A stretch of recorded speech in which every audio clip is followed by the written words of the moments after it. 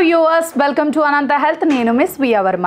అన్నం తినేటప్పుడు తిన్న తర్వాత మంచినీరు తాగుతున్నారా? మనిషి శరీరానికి మంచినీరు ఎంత అవసరం? ఆహారం లేకపోయినా జీవించవచ్చు కానీ నీరు లేకుండా జీవించలేం. అందుకే మంచినీటికి అంత ప్రాధాన్యత.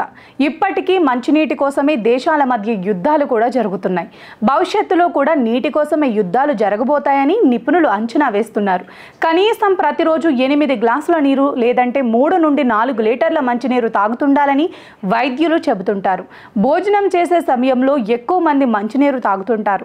అందులోనూ చాలా ఎక్కువగా తాగుతుంటారు. మరికొందరు తిన్న వెంటనే తాగుతారు. వాస్తవానికి అలా తాగకూడదు. ఈ రెండు తప్పుడు నిర్ణయాలే. ఇలా తాగాలని ఏ వైద్యుడు చెప్పలేదు. తినేటప్పుడు తిన్న తర్వాత మంచినీరు తాగటం వల్ల కొన్ని అనారోగ్య సమస్యలు తలెత్తుతాయి. వాటి గురించి తెలుసుకుందాం. తినేటప్పుడు నీరు తాగితే ఏమవుతుంది? జీర్ణక్రియ మందగిస్తుందా? నీరు జీర్ణ రసాలను పలుచన చేస్తుంది. దీంతో ఆహారం సరిగ్గా జీర్ణం కాదు.